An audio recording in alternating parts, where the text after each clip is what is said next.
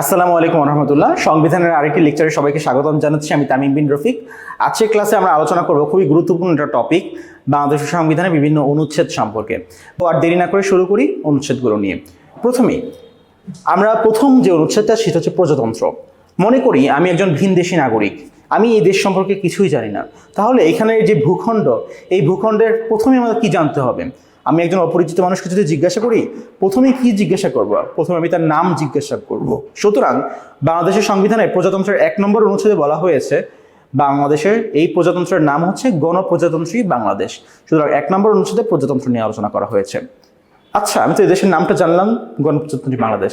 এই দেশটা কোথায় অবস্থিত, এই দেশের সীমানা কি, এটা নিয়ে আলোচনা করা হয়েছে প্রজাতন্ত্রের 2 নম্বর যে সংবিধান, 2 নম্বর যে অনুচ্ছেদ, সেই 2 নম্বর অনুচ্ছেদে।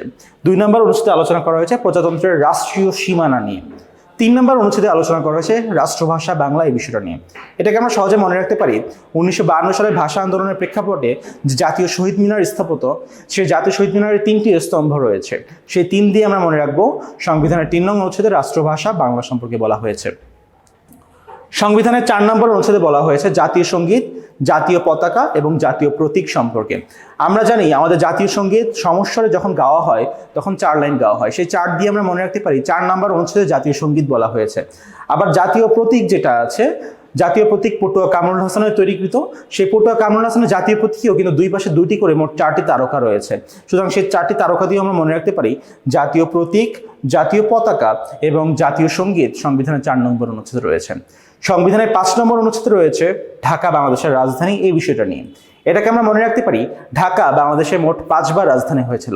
কত সালে আপনারা কি জানেন? 1610, 1660, 1905, 1947 এবং 1971।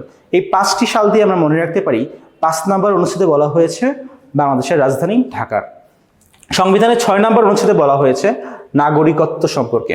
নাগরিকত্ব কথাটাকে আপনারা যদি একটু বিশ্লেষণ করেন, এখানে 6টি অক্ষর রয়েছে, ন, গ, র, ক, ত এবং নিচে সংযুক্ত ব।